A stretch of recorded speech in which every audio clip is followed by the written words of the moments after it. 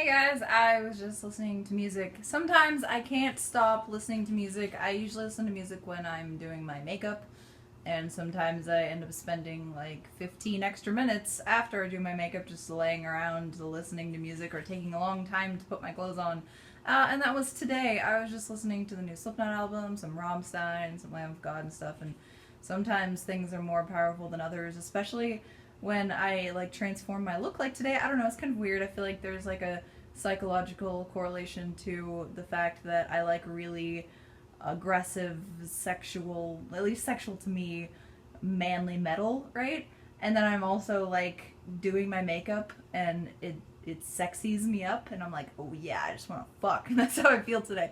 I don't know. I am trying out new eye makeup and stuff because I've been doing some shoots lately, and people have been suggesting that we use a makeup artist, and I fucking hate makeup artists. It's so weird. Like, I've never met a makeup artist that knows what to do with my face. It seems like a lot of makeup artists are just taught how to put on certain types of makeup, but they don't understand how to put it on for the person's specific face. And I've been doing it since I was like 10 or 9 years old or something. I've been like experimenting with makeup and having fun with it, and then I was taught a bunch in modeling school when I was 13, and then from there on I would take bits and pieces from other people. Just like I would observe someone doing something, or I would observe how something is done on someone, and I can do it myself pretty easily. The same happened with me when I learned how to tease my hair. I just saw someone do it on my mom, and then I was able to do it, and I pick up skills easily that way. That's how I learned to sew. I was just kind of like, this makes sense. I can make my own pattern, and then I can just go off that pattern, and I ended up being able to do it. And a lot of the stuff that I do is kind of like makeshift or a little ghetto or not the best quality, but it's basically just because I'm self-taught everything. I don't really watch videos on how to do makeup because I feel like that's really tedious. I mostly just like skip through to a, like, I watch Lauren Curtis occasionally just because she's cute and pretty, and I like her. I kind of have like a girl crush on her, whatever you want to call it. I don't like the term girl crush. It seems very juvenile, and I feel like what I feel for women isn't like very heterosexual. It's not like a juvenile thing. It's more like, yeah, I want to like lick this girl's body, not like, oh my god, she's so pretty, oh girl crush, like other girls do. It's not really like that. But anyway, so I will skip through a makeup video if I see a girl with makeup that I like, and just like pause on a still and like analyze it real quick, and then I can do it. Oh, and if I really can't do it after I try that, I'll like just observe which kind of tools she uses, and then I'll be able to kind of extrapolate exactly what I'm supposed to be doing from just seeing that. And I don't really need her to tell me an exact technique, and I don't need to take classes for anything usually. It's very weird. That's why institutionalized learning to me has a lot of downfalls, especially in the US. It just seems very lacking, and a lot of people who say, yeah, I got a master's degree, or yeah, I have a bachelor's in business, or, you know, I got a high school diploma, none of that shit means anything to me really, because it seems like a lot of schools in America are just like, there are a lot of people with master's degrees who are very fucking stupid, and it's kind of funny to me that that's the case. Like, educated doesn't necessarily equate to a higher level of intelligence beyond like actual retard, which is kind of crazy. Not to say that everyone who gets, you know, a lot of schooling is super stupid or anything. There are a lot of very intelligent people who did or didn't go to school, and it really has nothing to do with book learning. It has more to do with experiences in life and how well you pick up things, and how quickly you pick up on learning and stuff like that, and how open your mind is to learning different things, basically. And how often you make decisions based on logic and your actual rational feelings, and how often you make it based on just like your emotions. Like, you make a lot of mistakes if you follow your emotions more than you follow your logic in most cases. But anyway, today the vlog doesn't really have a very specific topic. I haven't done this for a while. Most of my vlogs used to be just me babbling about some random thing and going from topic to topic, but I've been trying to narrow it down and make it so that it is about a certain topic these days. But today I just don't really feel like going over any of the topics I have in my topic list, which is just a notepad on my phone. I'm going to talk about how I feel about guns and weapons. I'm going to talk about where I see myself in 15 years. Vegan and vegetarian alternative options. Someone asked me to do that, so I want to do that.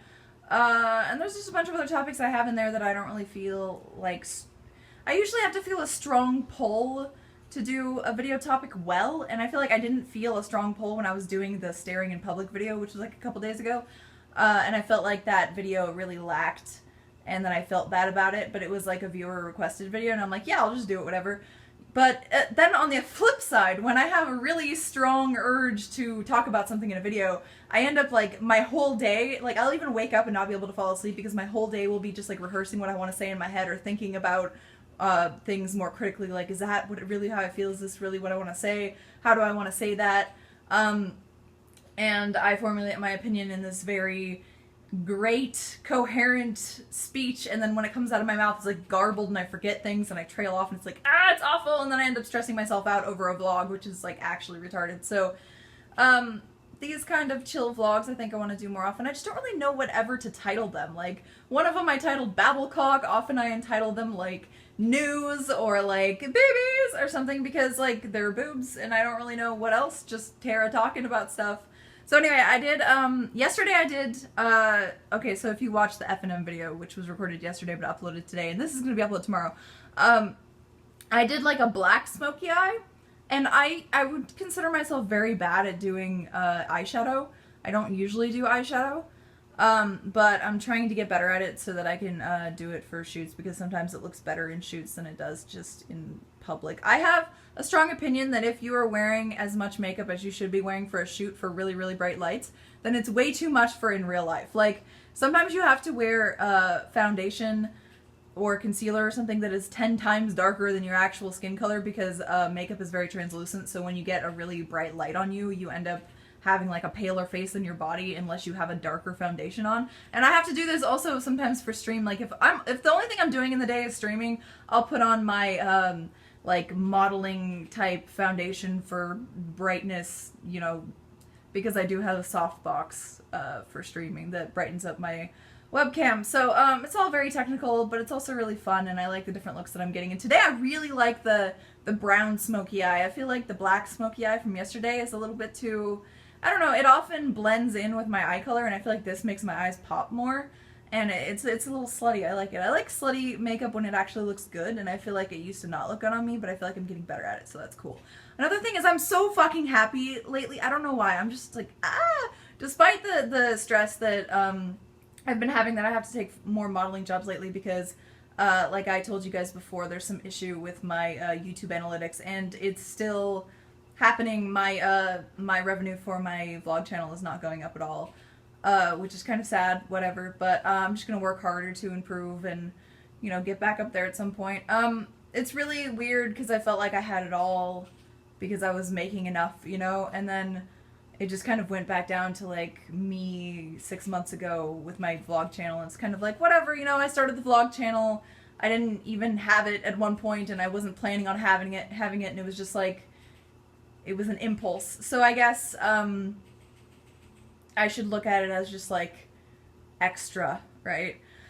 Another thing that's been bothering me money-wise is that people can, like, donate to my stream and then just, like, immediately charge back. Well, not, like, immediately. They have, like, 180 days to do this shit. And if they charge back and it goes through, I actually have to pay a fee, which means that not only am I not making money, I'm, like, paying money to have this person do this. And what's more frustrating is, like, I'll, like, hype it on stream and they'll be, like, the biggest D on the channel, and other people who, like, actually contribute to my channel and who actually help out will be overshadowed by these people, you know, donating like $100 and then taking it back. And it's, like, really frustrating to me because I feel like I can't rule out who's gonna do that and who isn't. And I'm having one of those situations right now where I have to report to PayPal, and I report to PayPal, and I guess looking online, they say that, like, donations, they don't really support you taking donations. So, like, unless you provide a service, which I kind of do and kind of don't, it's like, it's just like, you know, when you have those GoFundMe things and they're like, okay, if you donate $20, you'll get, like, an autographed image or something. Okay, well, if you donate the highest amount in the month on my stream, then you get your name on the screen and you get a hype and you get, you know, like, a lot of appreciation for me that doesn't have a monetary value, obviously, but, like, I don't want to be, you know, feeling like, oh, I have this money in my bank account, oh, it's gone, and then if I transfer it and I have to go into overdraft, because I often transfer my PayPal money because back when I was using PayPal to take money for my merchandise on my website, they randomly shut down my PayPal and they wouldn't give me a reason why, and they took like a couple $100 from me. So I'm like always wanting to like empty my PayPal account like as much as possible. And it sucks for a content producer because content producers are making you free content and giving you a bunch of, you know, entertainment, and sometimes you're like learning and being inspired by this. And that's why people feel like they want to give back. That's why, you know, people send me things for F&M, because content producers are like starving artists. We don't get that much money, and ad rev is like shit. So how streamers make a lot of their money is by donations and subs. And that's really the way that you support content producers. It's like, we're giving you free content. If you have a little extra money, or if this like content is somehow changing your life, we're just like letting you pass time, and you know, it's a great thing for you, then, you know, give back if you can. If you can't, just keep enjoying the content and, you know, give it more visibility by giving it views or comments, or, you know, engaging with the content producer and like meaningful conversations, which is something I really, really enjoy, like reading the comments and replying, and then replying to you guys in the video and stuff.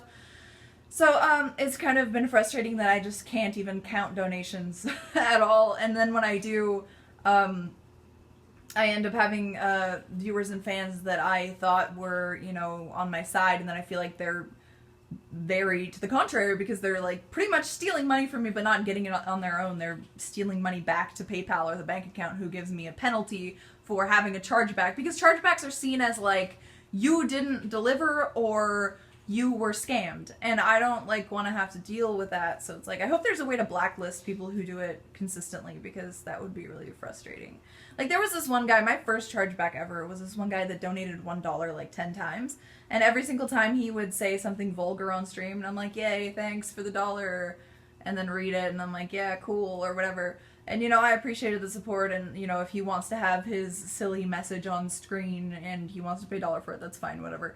But, it's like, I'm sure people are getting trolled that way, and I'm sure like streamers like Casey Tron and a bunch of other people who just feed off of pretending to be really fucking stupid are kind of facilitating that kind of, I don't know, that culture in streaming. Like, donations are not meant to help out your favorite streamer, they're meant to try to degrade the person and pay for like ad space on their channel for like a couple seconds. It's like, it's kind of it gives me kind of like an icky feeling, but at the same time, it's like, whatever. I try to create an environment that is very to the contrary of how Casey Tron acts, so. But I've just been happy in general because, first of all, it's not fucking hot today, and I feel like the next couple of days are not going to be as hot as it used to be. And yesterday was like the opposite. It was like over 90 degrees, and I was streaming before it got cooled off in the room, so I was like, oh, I'm dying, and I was getting like the heat stroke thing and had to like quit early because I was starting to get really dizzy. Even though I stay hydrated, I still feel very like dizzy, and I randomly get spurts of like really, like the room is spinning dizzy when it's that hot, and it's like awful. I also want to show you something about this shirt. I fucking love this shirt, but I'm missing a button, so I have to like keep it closed with like a fucking hairpin, which is like so ghetto, but whatever. I don't really feel like... Every single Abercrombie shirt comes with an extra button, and I don't know where I keep those extra buttons. I never threw them away, but I'm assuming... I don't know what the fuck's going on. But, the shoes! These shoes are so sick. I went to the gym today with them, and, I was running or whatever, and they are very good for cardio and also for walking to the gym, which is awesome. It's like you're walking on a cloud or like a mat or whatever. So thank you, Mark, for getting them for me. It's so random. Like, I didn't have these on my wish list or anything, and I don't even know how he knew that I was size 7.5. It's very weird, but I really appreciate that because, like, they are fucking awesome. I don't know, did he get like a pair for himself? They seem very girly. They don't seem like they would be for someone like him, but I don't know. I just really appreciate you guys continuing to watch my content when I babble, when I talk about stupid shit, when I talk about dick pics and all of the things that people just want to hear about, that, you see the underlying meaning in all of the content I create, and you appreciate it, and you continue to watch. For whatever reason you watch, I really just appreciate it. Thank you for supporting. I can't say that enough, and I feel like I say it so much that it's becoming genuine, but it's like really, I'm just like so happy. I've always, like, when I was a model, the way I would work, like, I didn't have like an exclusive agency, so a lot of what made me popular and a lot of what made my pictures popular and the fact that, you know, photographers held me to such high regard was that, you know, I had so many fans, and my fans were like so supportive of me, and when I did an interview, like that's what made me popular on the interview sites, and everyone wanted to work with me because that meant that I brought my followers with me, and like ever since my MySpace days even, it's just been awesome that you guys are like my extended family, and I love you guys. So let me know if you like the new makeup, and how mad you are at me that this doesn't actually have a good topic or anything. But yeah, I'm gonna go stream now. I'm gonna do some games that I haven't played yet, and then we're gonna play some League. So I'm trying to league up to silver, trying to league up to gold. Woo! My pre-goal, I guess, not my ultimate goal, but my pre-goal is to get to platinum. So I guess my pre-goal right now would be to get to gold even, because I keep going up and down. I'm like bronze 4, bronze 3, bronze 2, bronze 3, bronze 2, bronze 3, bronze 4. It's like, fucking hell. It's not, I just feel like it's bronze because everyone's so retarded. It's really silver. But it feels like fucking bronze, dude, sometimes. Anyway, thank you guys for contributing to my happiness. I love you.